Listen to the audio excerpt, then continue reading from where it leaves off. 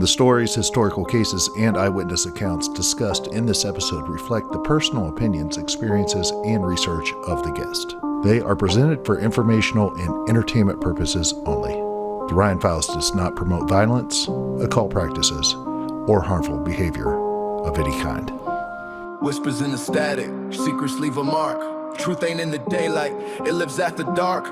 Ryan's on the trail, pulling threads apart. The Ryan Files after dark, this is where it starts. The Ryan Files after dark, peeling back the veil, igniting the spark.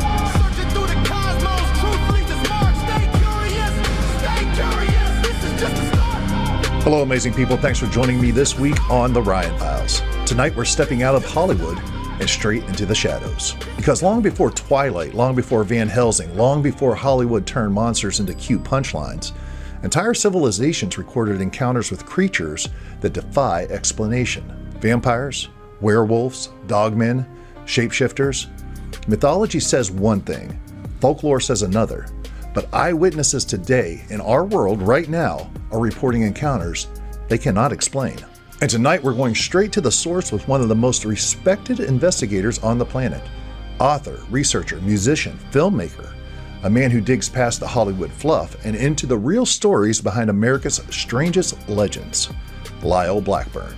If you've ever wondered whether the ancient myths had a spark of truth, whether cryptids walk our forests, or whether the phenomenon modern people describe as part of a much older pattern, this is the conversation that will change the way you see the world. This is the Ryan Files After Dark. Let's dive in.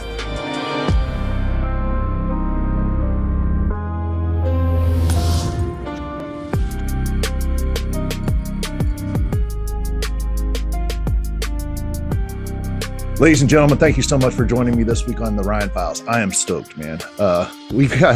We're going to be hanging out with one of the most respected investigators in the world when it comes to monsters, myths, and American folklore. He's an author, he's a musician, filmmaker, a guy who digs deeper than just Hollywood fluff.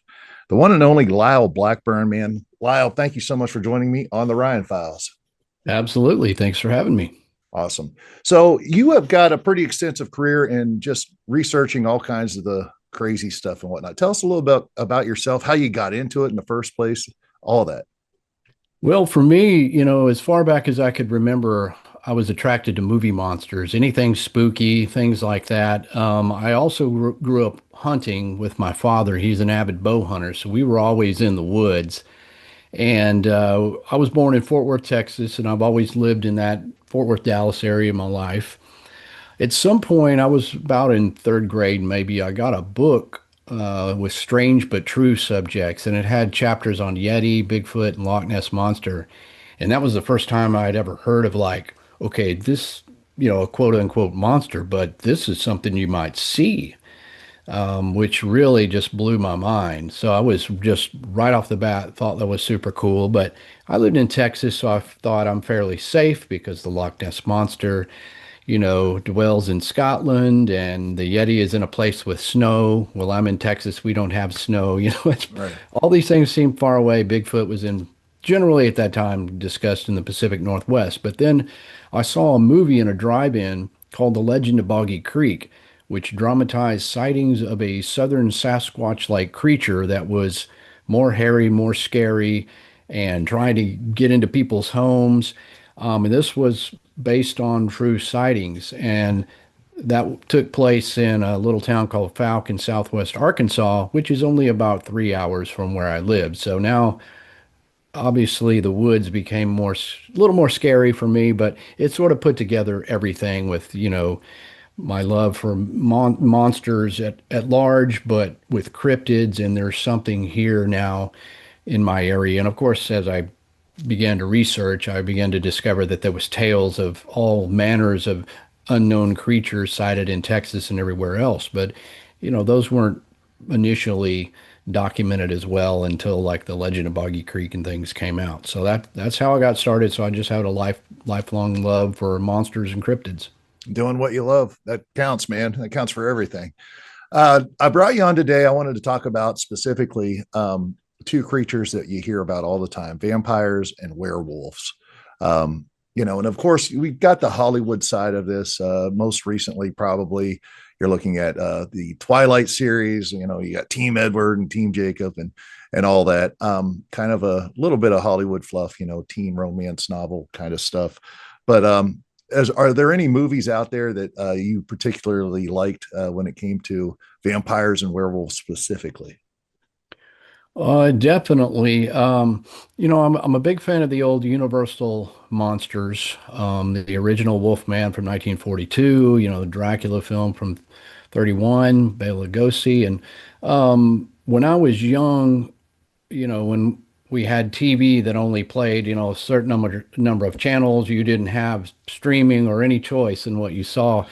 I remember seeing a lot of the Hammer horror films, the Dracula with Christopher Lee, and Curse of the Werewolf, the color versions. So I just have a real love for the gothic horror stuff, like the Hammer films, along with the Universal. And then, over the years, there's been many other very cool movies, The Howling, Silver Bullet, many werewolf films, John Carpenter's Vampires, just different takes on all these. And I love most of them, if they're good quality movies, of course, but if they have anything to do with vampires, werewolves, or monsters, I'm totally in. So a lot of great stuff, and even this new version of the Wolfman, which was really different than the sort of gothic horrors. I thought that was pretty good and actually made it a little more real in terms of how this, could take place in our modern world. So, a lot of great films. Yep. And obviously, vampires and werewolves in particular, they've entered into the pop culture zeitgeist, no doubt about it. But it's been there for a long, long time. I mean, you go back to some of the mythology of this and the history of it. The Van Helsing stuff, and there's so many different things in all different countries, continents all over the world. These two kind of show up again and again and again, right? Oh, absolutely. I mean, I think most of our monster subjects date back, with various iterations throughout history. And I mean, that's certainly, I mean, even Bigfoot, it's like they had sightings of what they called wild men, they don't call them Bigfoot. And of course, with vampires, you had all sorts of manner of superstitions from the old world, if you will, places that like Romania and Serbia and places that had these the mythology and the superstition that would sort of begin to develop what we would later know as a vampire today. But these were real things that were happening. And werewolves, this was in the superstitions about man beasts and the beast of Gévaudan from France. And I mean, back in those days, it wasn't just let's go see the new werewolf movie. There's some giant wolf killing people in our countryside. I mean, it was like a threat that was in the real world. And of course, it's interesting to examine just where those came from and how much truth there might be to those mythologies. Absolutely. I mean, I had a list here. I was looking ancient cultures, and I know I'm going to totally screw these names up, but Strigoi from Romania, Vierkolauskas from Greece, Upir from the Slavic traditions, Jiangjish, whatever, from China, Lamia from Lilith traditions, and then the werewolf. You got the Norse Hoofhednar. You mentioned the French beast. What was his name again? Javaden. Yeah, Jean, and then just skinwalkers, and of course, that's become more popular with the modern day skinwalker ranch stuff. So, and there's monster hunters, Van Helsing, and you have all the witch trials that were not witch trials, but werewolf kind of trials that's similar to the witch trials in the United States happening over in Europe. Got Solomon Kane, all these different medieval priests and exorcists and all that. Man, it brings a reality to this phenomenon that actually has happened throughout history. And so where I want to go tonight It's just kind of like, are these just stories, or did something real actually happen to inspire them? And as we move through time and bring it to the modern day, does this phenomenon exist in our world? Right. Yeah, I mean that sort of is the question, and I think it is a never-ending question that people continue to ask no matter what time period it is. It just changes form and um, different theories and conjecture, but it's just something that's, if they'd have had podcasts back then, you probably would have had people debating, was there a werewolf loose recently in our village? Yeah, yeah, absolutely. So let's divide it out, man. Let's start with vampires, the vampire side of it. The historical record shows definitely Vlad the Impaler. Is kind of what the Dracula was based off of. There's some weird stuff going on with Vlad, no doubt about it. Where he lived, what he did, some of the things. He had a sensitivity to light, and he certainly was a terrible killer. The way he killed people and whatnot.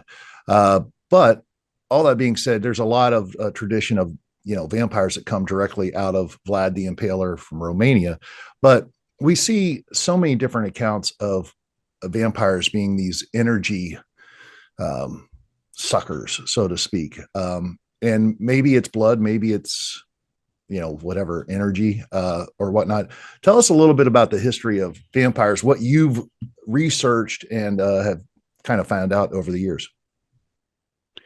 Well, certainly, these date back many centuries, and at a time when there was a lot of superstition, people believed in a lot more supernatural forces or spiritual forces. And, you know, this kind of originates where you have an almost an ignorance of medical conditions. You can imagine, in the 1500s, people's level of knowledge on just common things or even uncommon deaths played much into their beliefs. So at those times, you didn't, if somebody died of mysterious circumstances that they didn't understand, they would often attribute these to supernatural forces. And then when you have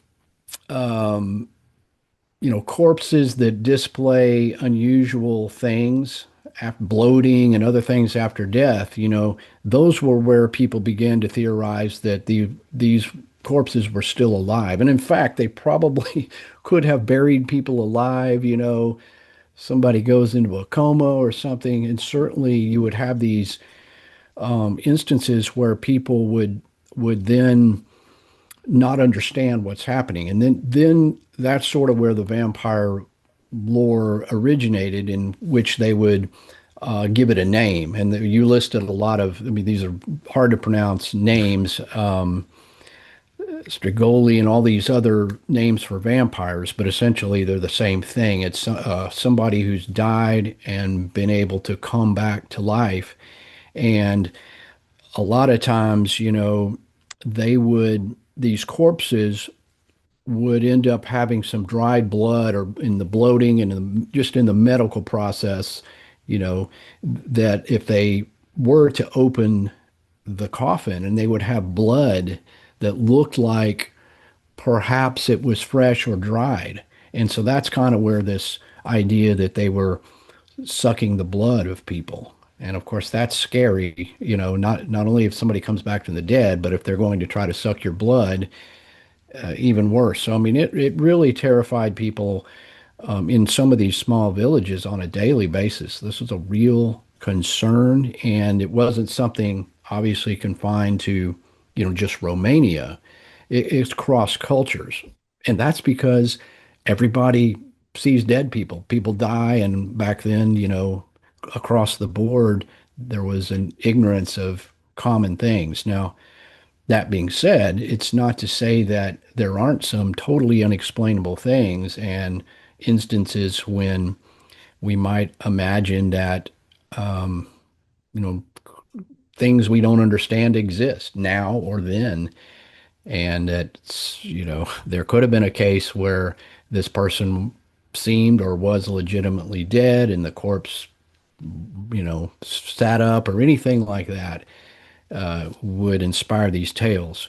And so there's a lot to it. And of course, Vlad the Impaler being sort of the most famous example because of its connection to Dracula.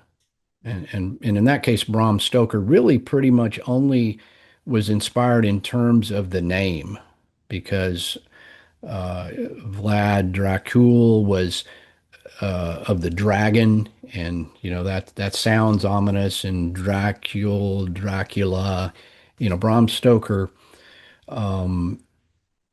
really mainly took the best scholars can determine that took the name from that. A lot of the other stuff he took was from already the general lore of vampires because that all this stuff like I'm talking about was going on long before Vlad, and Vlad just displayed that sort of iconic version. He was vampire-like. I mean, people could see in him like, oh, this is definitely a vampire. I mean, he's fascination with blood and killing, and he lived in that castle, and he stays away. People don't see him. He stays up there at night or in the day, and so sort of bridged the gap between, I guess, old world superstition and then what we know is Dracula and the sort of modern version of vampires.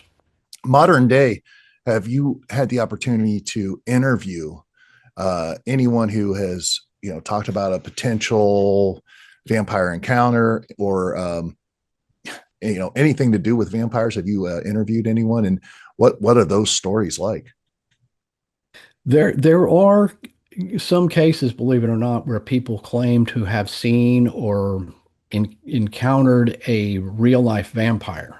And there's not many of those. I mean, in terms of researching monsters or cryptids, I mean, you can find thousands of witnesses that claim to see a Bigfoot and hundreds that claim to see a lake serpent or whatever. But when you talk about vampires and you distill that down to, did you see something or think you saw something that was actually an undead entity, not a person who's in a cult or and there's been a few of those. There was one case where I talked to a person or interviewed them several years ago that they were, it was a couple that went into, it was a house owned by one of their relatives. They went up there at night, and when they entered, it had been abandoned for some time or nobody was living there. And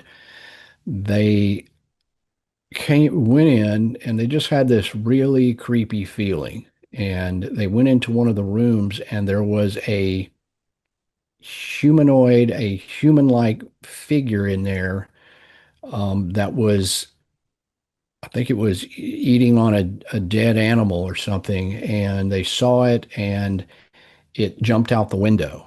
And of course, they didn't chase it, but to them and for their perceptions, they felt that that thing was not a human. It was not a person as we would know it, and not a homeless person or not a mentally ill person, but some sort of humanoid that they didn't feel belonged in a way in our plane of existence or in our world. Right. And so the fact that it was feeding on something, I mean, that kind of gave it the vampire connotation. I mean, this was fleeting at best, but of course, they were utterly just terrified. I mean, Sure. as you can imagine, and I don't think they stayed in the house. That was it. They're out. They didn't try to chase this thing or even investigate further. They were just so freaked out that they left. And a lot of times when you interview people, and this could be across the board, with rather wild claims or talking about encounters with things, You just get this sense of these people are not making this up. This Sure. happened. Now, whether that was a vampire in terms of what we believe is no way to know. But you can just, when you talk to somebody, even on the phone, or especially if you interview them in person, the just the emotion of that and the fear that still comes up when they're trying to tell you about something that happened a number of years ago, you can just feel that. It's palpable. And sometimes, and that was one of the times when they're telling me the story, I can feel the hair on my arm and the back of my neck standing up, just Well, thinking, "Oh my God, that is really scary." yeah, man. That can you imagine walking to a house like that, middle of the night, and yeah. Anyway, the phenomenon of vampires is interesting to me. A year and a half or so ago, I interviewed a gentleman. His name is Damien Dumar. He was a publisher of a book. The author of the book is called The Final Harvest. Is a guy named Lucien Mars. I believe that's his pen name. But this guy claims to be a vampire. All right. Um, when someone's claiming to be a vampire, all of a sudden, I mean, this is modern day, claiming to be a vampire. There's a reality that comes in is like, okay, what does that even mean? And from what I understand from research and whatnot, there are people out there who are, we're vampires. Some of it seems to be in some way, shape, or form occult related and whatnot. But have you run into any of that in your research? I actually have, and I personally know a handful, maybe three people who were associated with what I would call real life vampirism. In terms of, okay, these aren't dead people, but people that believe that drinking blood, or that they have the need for that, or this desire to do it. And oftentimes, we can call it a cult or whatever, but a lot of times these people will find themselves grouping together, because this is obviously something you're not going to be just discussing with your coworker on, Right. and so, um, and I find that uh, there's a difference, I think, between role playing, and I think some of that you have to imagine some amount of role playing goes forward. If you believe you have vampire tendencies, I mean, our whole entire cultural perception, everybody knows about vampires and Dracula since they were born. So, I mean, it plays into it, but there's that other side of this just desire for blood and this unnatural affinity for that. And that was what these folks felt they had. Of course, they weren't, to my knowledge, killing people or pursuing people in that regard. I mean, they would try to find volunteers and things like that. And oddly enough, you can find apparently volunteer victims. Wow.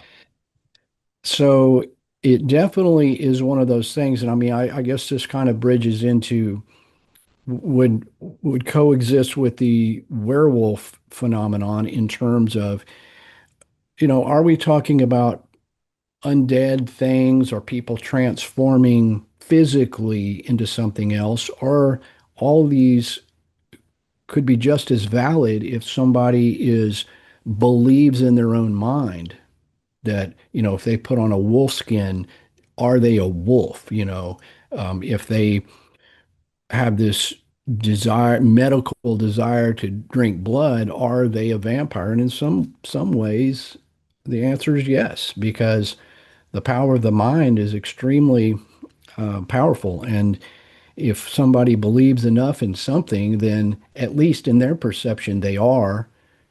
And that is a vampire. That is a werewolf, but not in terms of Hollywood. The American Werewolf in London change or whatever. It's just simply a mental situation. But in the case of some of these vampire lore. And of course, this starts getting into a dark source of true crime where, there is some aspect of that, of cults and murder and things like that, where true crime is not really my specialty, but you can get off into some dark tangents with this into true crime, where if they did kill people and do other things, now they are doing what vampires and werewolves do. So it's interesting, and um, I think something that again is not new to the subjects, and even with serial killing. I mean, you can imagine people who have these kind of strange affinities. I mean, are they monsters? Yes, they are. And well, I'll talk about the werewolf of Bedburg when we get into the werewolf thing a Yeah. little more. But suffice to say, there's definitely a thin veil between what is in the mind and what is physically present, and is fascinating in terms of this werewolf vampire subject. Yep. The vampire is, and that's kind of why I wanted to differentiate the two, because it feels like the vampire is a thing. I don't know that I necessarily believe that there's vampires that are undead, just walking around, sucking blood, like the traditional movie version that you might see. But I do believe that there is a real thing out there, and it's worldwide, and it's been historically documented of drinking blood. If it's attached to a cult or the occult or any of that stuff, I don't know. I'm not here to talk about what it is per se, but it does exist, and that reality becomes a little bit scary in some ways, and because you are talking, in my opinion, you're talking about human beings, making these choices and doing things, and if, like you said, if your mind is perceiving yourself as that, and you're drinking blood, what's the next step? Because it's obviously like, I want to be a vampire. So what do vampires do? They drink blood. What else do they do? So that's kind of the scary, for lack of a better word, or maybe real part of this phenomenon. Unlike, though, the idea of a werewolf. There are so many different things about werewolves that are fascinating to me, because number one, you do have the traditional, guy turning into a wolf. That's one part of it. You have like you said, an idea about a person putting on wolf skins and pretending they're a wolf, similar to what the vampire thing is. But you know what? Wow, throughout history, man, and throughout all kinds of ancient cultures, you hear about it again and again and again and again, shape shifting. And then you hear about the cryptid side of Dogman, skinwalkers, so on and so forth. So that's where I think the idea of a werewolf really is like, wow, okay, this could be something. Oh yeah, I think the werewolf uh, lore and the possibility of that is a little more present, because whereas vampires, it's kind of hard to find somebody in modern world to report a sighting, so to speak. Pretty rare. But with things that we would define as a werewolf, much more common, and that's because of the cryptid aspect of what they call dogmen. That's a term used to describe a large dog or wolf-like creature that has the ability to walk upright on two legs, bipedal.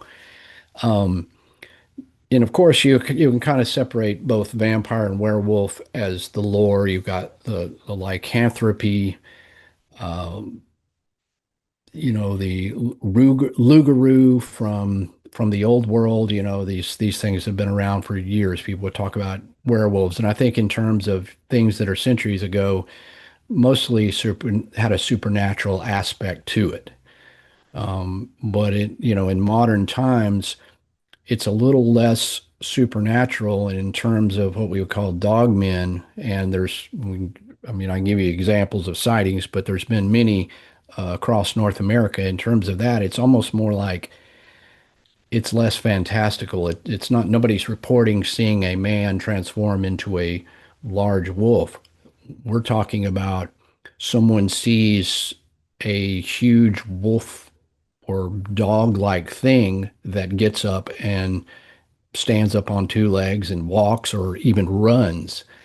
And that's pretty frightening because it's not as supernatural, because like, okay, well, maybe there is some species of wolves or that are these adaptations that they're becoming bipedal for some reason. And the reports of this in modern times are really scary, and there's a notable number of cases. Have you ever had the opportunity to interview anyone about a sighting or seen anything, experienced anything yourself on this? I have.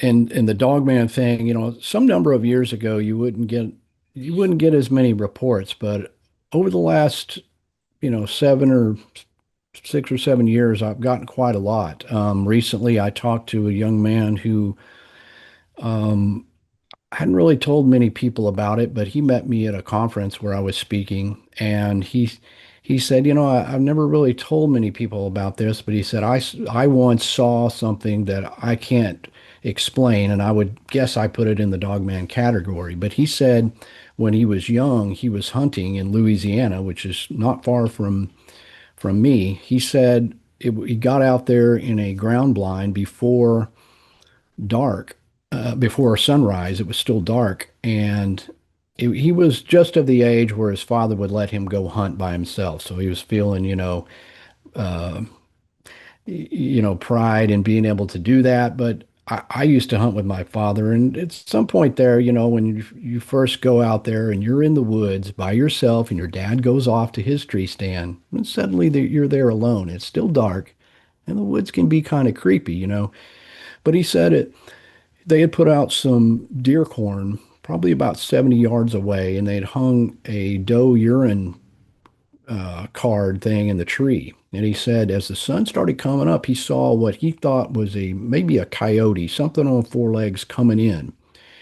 And he said as he continued to observe this, and it was getting a little bit more light, he said it was very large, and it came up to the corn. And he said, okay, I think that's a coyote. And he said, suddenly the thing stands up on two legs, walks over about 15 yards to where the doe urine was hanging in the tree on two legs the whole time, sniffed at it, then walked back over to the corn, dropped down on all fours, sniffed around, and it did this 2 or 3 times as he observed. And he's thinking to himself, what am I looking at? What is this thing? He said it wasn't hopping like, if you see a dog sort of Mhm. hopping, not like that. He said this thing was very adept at walking upright. He said it was big and it had no problem. He said finally it just sort of sniffed the air as if he kind of became aware that something wasn't right here with these lures and the bait. And he said it just went on all fours again and ran off into the woods. He said he just got in the bottom of that that box stand and sat there till the sun was fully up before he would leave. He was so freaked out by it. There's those examples, and that's sort of a beast in the wild. The Beast of Bray Road is a very popular one in Wisconsin. You have other areas, even in my own state. I personally know a guy who, and this changed his entire life. He was in a small town one night, which he and his friend were walking to his friend's house, and they both observed what they thought was a dog in the ditch. And this thing stood up and started walking towards them. And again, this wasn't like hopping or anything like that. This was a huge wolf-like thing that looked, for lack of a better term, like a werewolf. And it started coming. He just froze. He couldn't even move.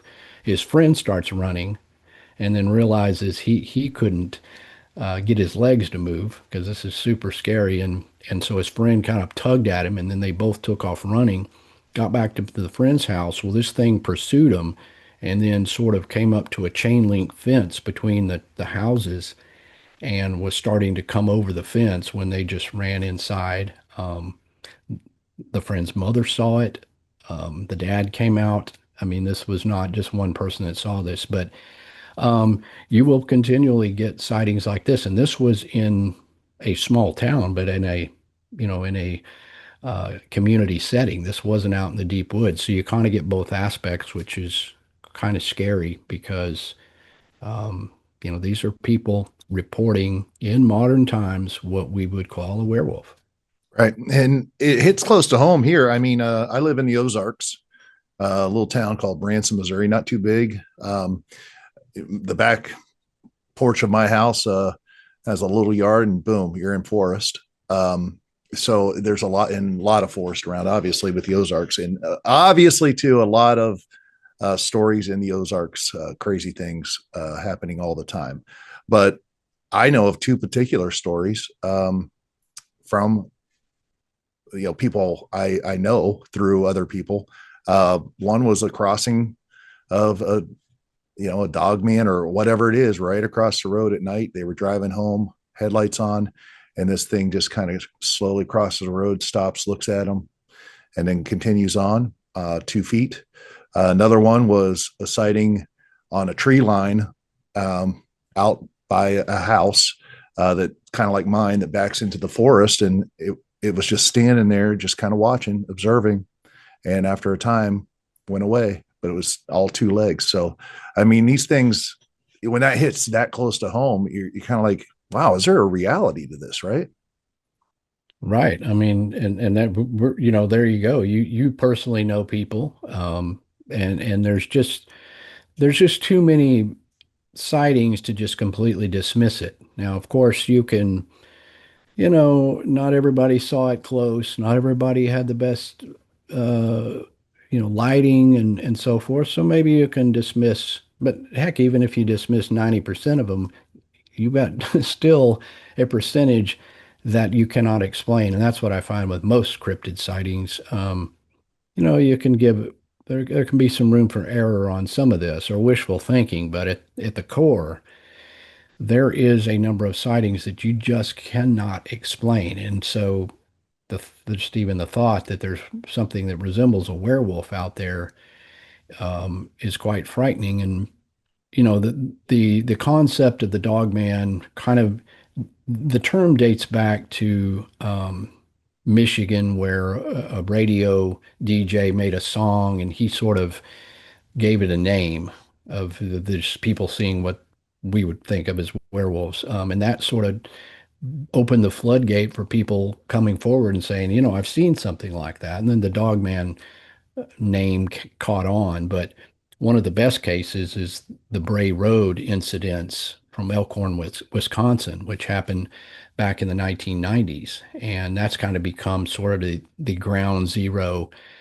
And in that case, you had numerous locals, adults, children, a variety of people who claim to have seen something fitting this description, like we're talking about, to build a case to where it couldn't be dismissed. Even the local animal control officer had a file in his office labeled werewolf. I mean, most you call the police about any of this or call animal control, you're just going to be brushed off for the most part. But there was so many people, and the witnesses were so compelling that he had a file. And then eventually, my late friend and colleague Linda Godfrey, who was a journalist there, began to look into these, and she sort of began to document all of these cases and made it public. Um, but that has again built a reputation that these things are out there, and usually, and this happens with, I think, over time with most cryptids, the more people that come forward and report sightings, and the more that there's television shows that interview people, people become more comfortable to be willing to tell their own sighting. Because if you think about it, 30 years ago, like with Bigfoot, you're not going to go, hey, I saw this big ape in the woods, Nobody wanted to say that. But now, you see this on cable television, there's numerous shows where you see people that could be your neighbor. People like, I saw something like that too. And that's happened with the Dogman thing. More people have come forward with like, I didn't want people to think I'm crazy because I'm saying I saw a werewolf, but I saw a werewolf, you know. Um, and so I think these legends and things just get new names, but it's nothing new. In fact, there's a now it's sort of it's a story that's a bit of folklore, but this dates back to the 1800s in South Texas, known as the Converse werewolf. But essentially, it was a story about a rancher's son who went out hunting and disappeared, and they went out searching for him, and they found him dead with this giant creature on top of him, and it was a huge wolf-looking thing that stood up on two legs and ran off. So this isn't something from the old world of Europe. I mean, this is the 1800s from Texas. So you can find these tales which sort of span the gap between what we would think of as old world mythology and then beginning to develop what we would term be in terms of cryptids. You know, and it's become much more popular. Like you mentioned, Skinwalker Ranch. One of the early incidents there was this huge wolf-like creature that sort of ran up and disappeared and just seemed like in that case, seemed like a paranormal type creature. But again, you just begin to build this wealth of sightings and data literally in our modern world that, for lack of a better term, are the same things as people saying there's werewolves in France or Yeah. Germany. Yeah. I mean, it is phenomenal to look at the data. Like you said, the old world mythological take on it. But man, in France, I think it was 200 people were killed over, potentially being part of a werewolf pack or werewolves themselves. And listen, I get it. Like, you can talk about the Salem witch trials, and man, that was a crazy situation, no doubt about it. And it could be just that kind of thing, like, oh, hey, you're a werewolf. But I don't like this guy. I'm going to call him a werewolf, and let's, put him to death. But 200 people is a lot of people. And when it comes to the modern day, it doesn't matter if it's Bigfoot, Dogman, vampires, or aliens. I think that we're living in a environment today with social media and the internet and whatnot, where you can come out and say these things and feel a little bit more protected. And we're not going to be like, man, that Lyle's crazy. Lyle's crazy because he studies this stuff. That's not what that's not the world we live in now. And back to what you were saying about, okay, maybe only 10% of it's true. I surmised that if only one example is true, it proves a phenomenon. And whenever you understand that, it becomes it changes your paradigm about the world we live in. Right. It just takes one. And that's the thing. You can dismiss it all you want, but at the core of it, there is that phenomenon, and it's something that um, people it's not just movie monsters, it's scary stuff. And I was going to go back to I was in Germany earlier this year, and I kind of will, if I'm traveling around, sometimes I'm specifically going to research a cryptid or whatever. But in this case, I was over there with one of my bands playing at this festival, and so I just looked for cryptid stuff. And there was this little town called Bedburg where apparently a guy was literally put on trial and executed back in the 1500s for being a werewolf. And so I'm like, okay, this sounds like a great little town. I'm going to ride the train over there. So myself and my drummer went over there, but it's a story of a guy named Peter Stube, and that's the translation of it. But there was basically killings going on in this little village. And I mean, when we went to Bedburg, it's like old world. I mean, you could still see that sort of old world European village vibe of it, even though it's more modern. But um, there was some killings that were going on, and they began to suspect that it was a wolf or an animal.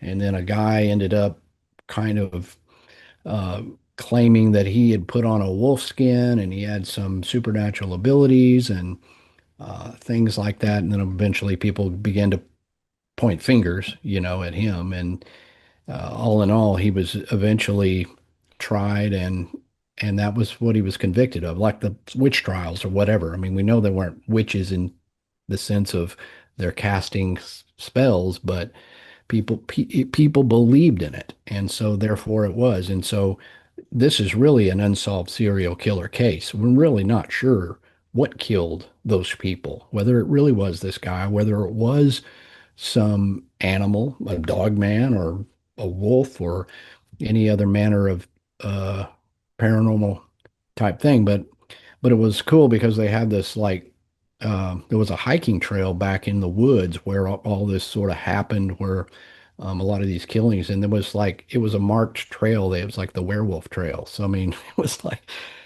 kind of a gruesome subject, but it was something that was remembered. So I just thought it was interesting, to go to a place where it had this sort of monstrous history, um, beyond proof at this point, obviously. But yeah, these things are very real, and I've heard to kind of bring that forward. I have heard of a few cases where people claim that dogmen have tried to attack people or have allegedly killed people. There's an area in like Tennessee, Kentucky area, land between the lakes, where it's got a lot of legends and lore saying that some campers had been killed by these unknown hairy creatures that people speculate were dogmen. So in many ways, we're not far removed from what we think are old world ways of thinking. I mean, it's just maybe called a different term, but we're literally still living in those kind of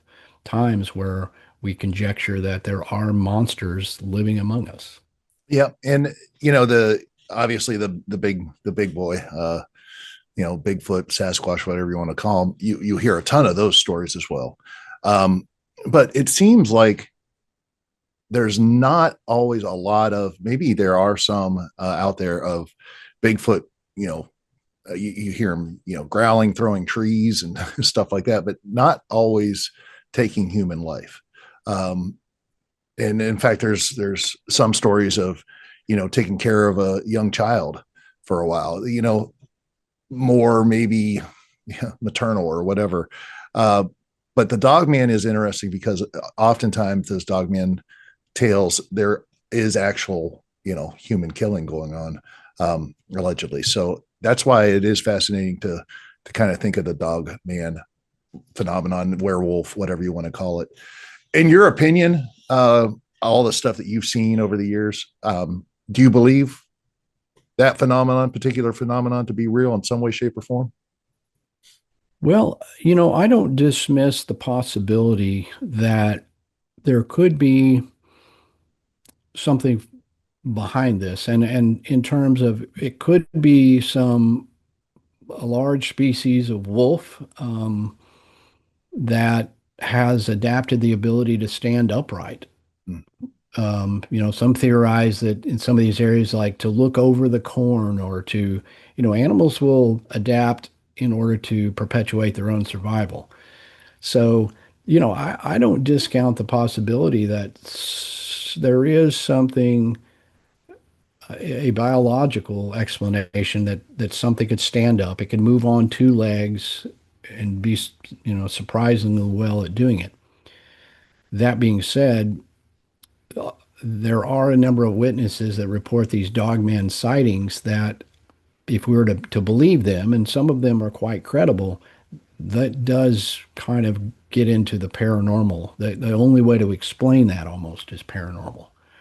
Now, why there would be werewolf-like creatures, I don't know, jumping through portals or anything else, I don't know. But you have to kind of put all the theories on the table because, no one can really prove it and no one can say right or wrong. All I can go back to is when I interview a person in person and I believe their story to be truthful and credible, then I have to say, well, how do we explain that? There's got to be, something that we just simply don't understand. So I think there is definitely a possibility in this, and some cryptids more than others. I think there's too many Bigfoot sightings, and I've seen things myself that there's something to that.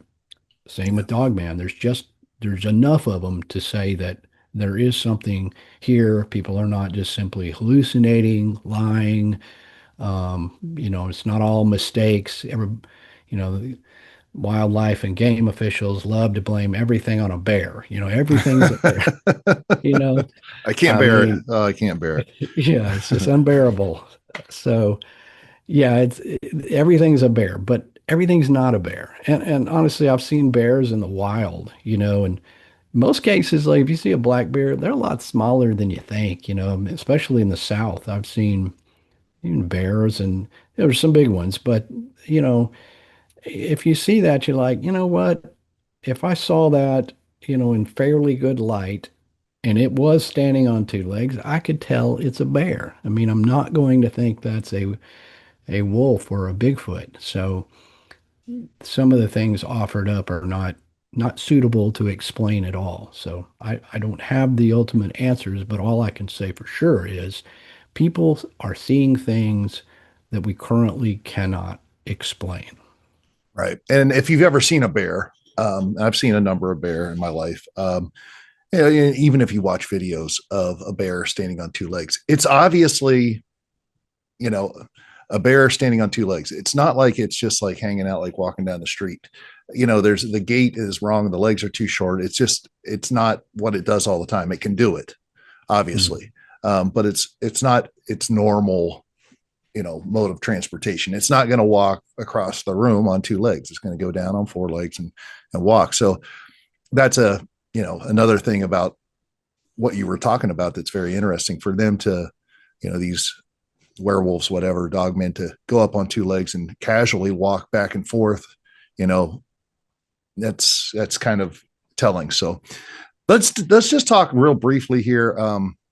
I'm fascinated by this concept of portals. You hear it all the time when it comes to Bigfoot, aliens, dogmen, Native American traditions, the spiral that you'll see, the petroglyphs and the rock formations, and obviously they talk about summoning these creatures, dogmen, skinwalkers, and so much. I spent some time down in Peru, man, and we did this hike up this mountain to it's not one of those things that's on every map, so to speak. When you go down to Peru, it's kind of off the beaten path, and it's called Napu Iglesias. And up behind this big rock up on a mountain is this temple or whatnot, but right there carved is this stone doorway in the middle of the rock. And all the traditions say it's a portal. And creatures would come through it. So you have the history of it throughout time, this idea of portals, but it has now come into this modern day level where you have actual physicists. I interview some physicists and other people on this particular program. They're like, yeah, portals are real things, and then if you start accepting that, hey, portals are real things, then it's like you can't get the toothpaste back in the tube, okay? Because then everything takes on a whole another level of understanding. You're talking about dimensions, you're talking about all kinds of stuff, which obviously gets you then into,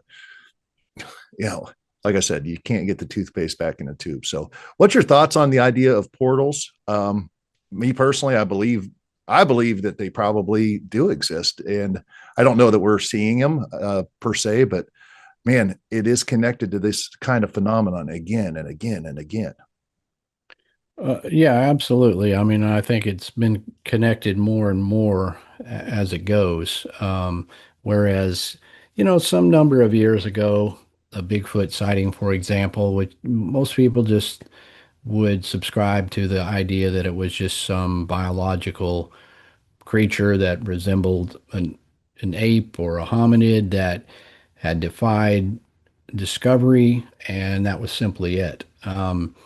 But when you start getting reports of things like Mothman and some of these other stranger things that just don't seem as to fit as neatly into our own version of nature, that definitely gave rise to these areas where there could be portals or hotspots or things, where you would see a number of different creatures. And of course, Skinwalker Ranch is a good example where multiple phenomenon are being seen. And in that case, I do recall a somebody claiming to have seen a portal open up and a big hairy creature crawl out. So there is like literally a sighting of a portal. I know another person who had a similar sighting. I think in some there's two aspects. In some ways, we can't underestimate just animals. I mean, animals do amazing things. We have things on the earth like, a chameleon can literally change colors. That would seem like magic, hundreds of years ago, but we know it's a fact. Um, you know, Animals are designed to be elusive. You could go try to find a tiger, you might see it 1 second and then it's just gone. It's just simply gone because it blends in so well. And so, all my years of hunting, you may see an animal and deer and it's just, wow, where'd it go? Well, that's what they do. But the other aspect is now we're talking about a host of things that don't seem natural, that seem um, beyond our scope of understanding. And therefore, you have to sort of say, well, I don't know it all. And portals could be possible. And of course, like you said, science has proved, I don't doubt that there is, physics that we just don't have a grasp of yet. And then you could go into quantum physics, which, Mhm. I'm not a scientist here, but, different rates of vibration which all start to make sense when if somebody explains it to you in layman's terms, you're like, if it vibrates at a different frequency, you might not see it. So whether it's coming out of a portal or it vibrates at a different rate and then suddenly you see it and then suddenly you don't, I'm like, okay, this can make sense. And what I always say is like, man, if we're chasing a creature that we're trying to prove that's just simply pretty good in the woods, we might have a chance of proving it. If they're jumping through portals and vibrating at different rates, we got no chance.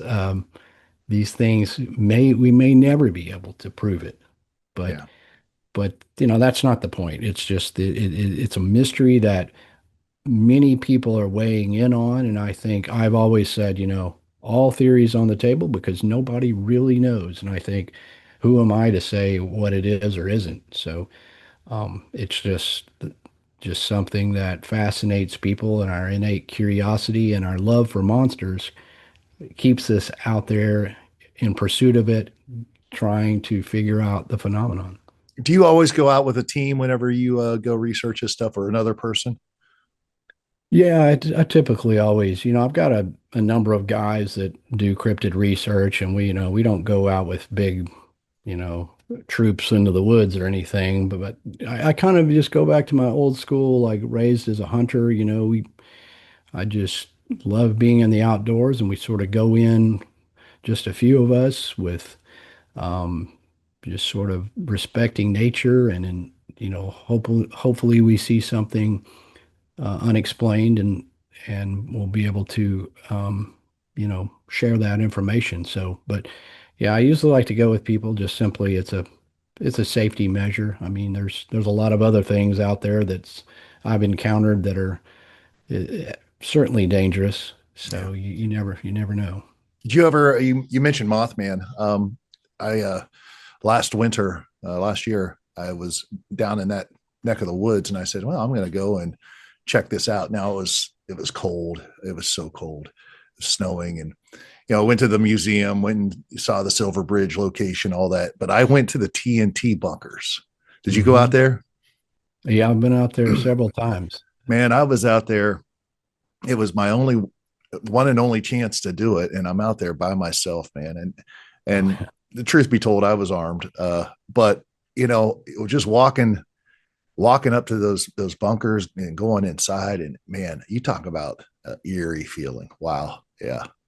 Yeah, it is a spooky place. You try to separate that from what you know already about sightings and unexplained, but you try to it's just a weird vibe there. It's a weird Yeah. area, and those round bunker things, you go in, it's just disoriented. It's very weird and very strange. And so you can only imagine that this would be a place where some unexplained creature would be seen. Yeah, the sound in there and inside the bunkers, the echo and whatnot is just it's almost disconcerting. It's crazy. Uh, as you know, kind of bringing this up to a close, I guess I got to ask you, man, what's the most compelling case probably that you have either researched, witnessed, talked to someone about in all your years of studying this? What is the most compelling thing that makes you say that's real? Well, I mean, there's not much physical evidence for many of these for cryptids. And in terms of, I've seen things my own self, and I think some of the Bigfoot tracks have been very compelling. There was one that was taken by a deputy police officer down in Georgia some years ago, and the story behind that and the fact that it was found by a law enforcement officer and the track was it's a very nice looking track. I'm like, that is something that was left behind by a Bigfoot. I mean, just putting aside a grand hoax, which I don't think it was, it just to me, there's a representation of a foot, something walked by here. But ultimately, I was in Arkansas once and in the area of Boggy Creek, and I was hiking up late afternoon with some other people. They were behind me, and I heard what sounded like footsteps walking through the leaves, and I had kind of walked up this little game trail, and I turned and I saw something dark kind of come out the lower part of the undergrowth.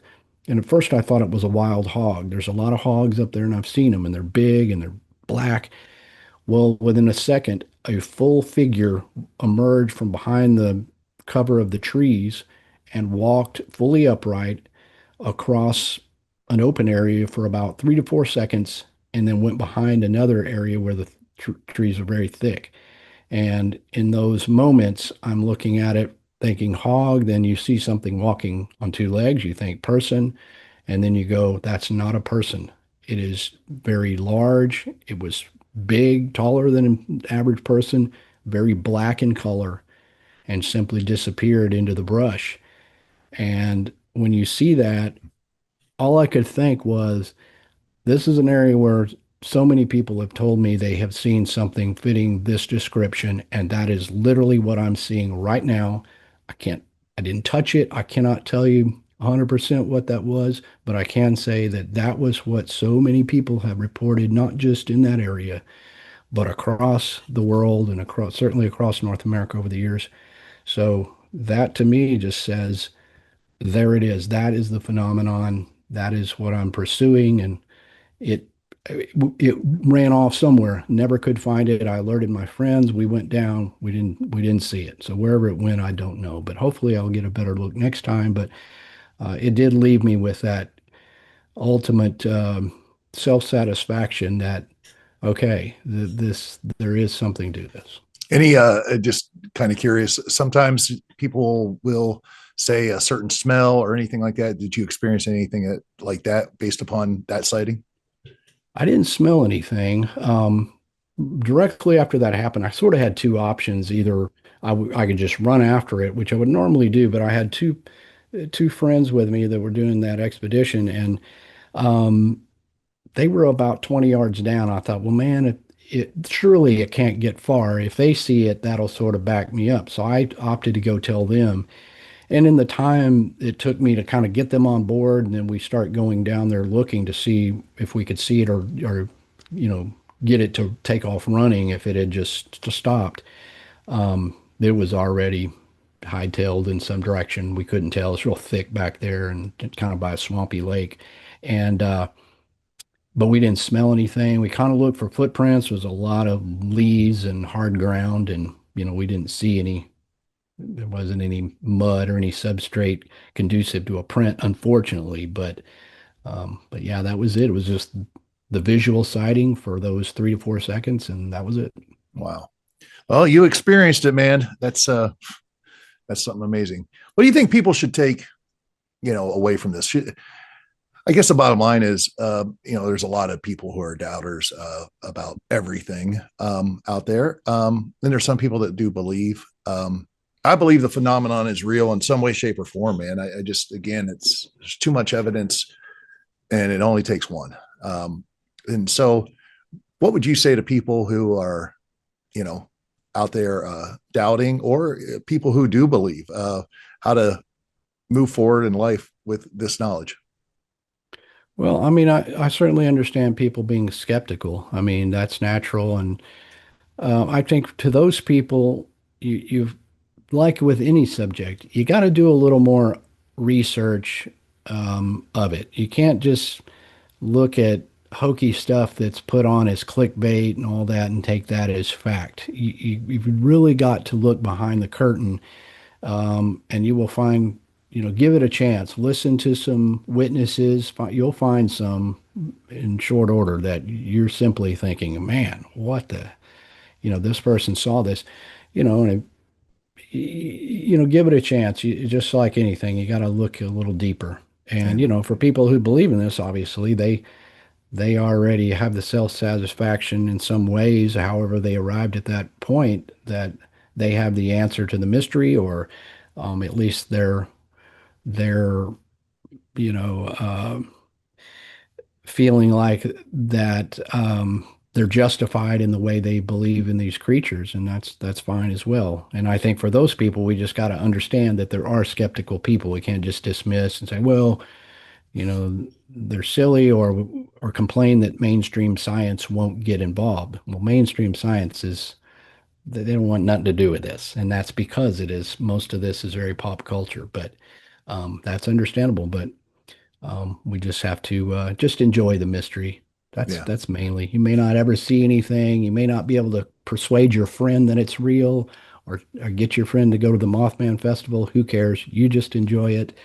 And it's a better world when the world has mysteries. Yep. It'll definitely change your paradigm about the world we live in. No doubt about it. I'm going to put you on the spot for one final question. I love this question. Everybody has their thoughts and opinions on it. There's so much soft disclosure, maybe even hard disclosure happening in terms of aliens, but not so much aliens as much as just the craft. You see them in the hearings, the congressional hearings and whatnot, these craft, hellfire missiles bouncing off of them. I'd love to know what Lyle thinks of, are there aliens? Well, I think open-mindedness across the board applies to me. I don't think you can't say that there aren't some unexplained things flying up there, and things that are not all explained by our military or whatever else.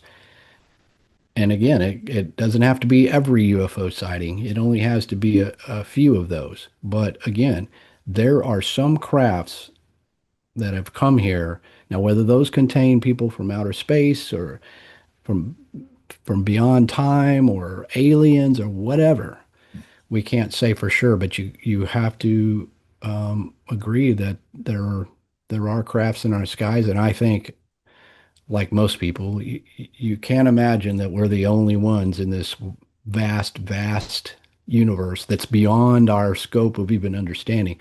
We're probably not the only living things out there. So, yeah, I think just at any point, one of these could land and some alien beings get out, and then we'll know for sure. And then and then the defecation will collide with the rotary oscillator, so they say. Anyways, this has been awesome, Lyle. Tell people how they can research you, find out more about you, get books, all your work. Well, you can visit my site at lyleblackburn.com, and that's got links to all the various things that I do, from my books to doing documentary films. My podcast, Monstro Bizarro, is on all the podcast platforms. And you can find me on YouTube. If you search for Lyle Blackburn, I've got some videos up there as well. And my books are available on Amazon if that is your thing. So just check out lyleblackburn.com, and I appreciate anybody supporting my work. Awesome, man. And what about, can they find out more about your music there too? There's a lot of people that listen to this podcast interested in music. So where can they find out more about that? Right. I play in a band called Ghoultown, and Ghoultown is available on everything from Apple Music to YouTube and everywhere else. There are links on my site to there, or you can go to ghoultown.com and find out all about my musical endeavors. Awesome. This has been a fun conversation. I really appreciate you coming on the Riot Files. Absolutely. Thanks for having me. Ladies and gentlemen, the one and only Lyle Blackburn. Thank you.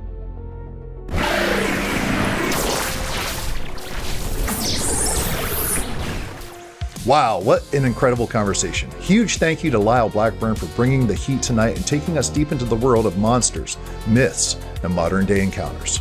Thank you. If you enjoyed this episode, do me a solid, like this video, subscribe to the channel, and share it with someone who loves the weird stuff, just like me. Your engagement truly helps the Ryan Files grow. Thank you. If you want more, early access, behind the scenes content, and custom emojis, become a channel member right here on YouTube, or join the agents over at Patreon at patreon.com/The Ryan Files, where you're going to gain access to episode outlines and our famous aftermath segments that feature the conversation after the conversation. You can also find every episode, merch, links, and updates over at theryanfiles.com. And if you're driving or on the go, remember the podcast versions are always available on Spotify and Apple Podcasts. You folks are awesome. Be amazing, be positive, and stay curious out there, my friends. And I'll see you next time right here on The Ryan Files.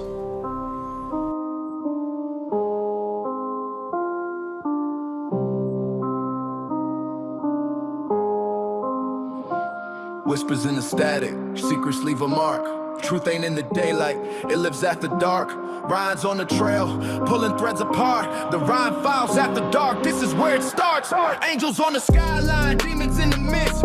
Giants in the earth, fists the size of cliffs. Nephilim footprints, history's abyss. Pyramids aligned, but who's making the list? Oh God, sleeping, Yahweh's thunder roars.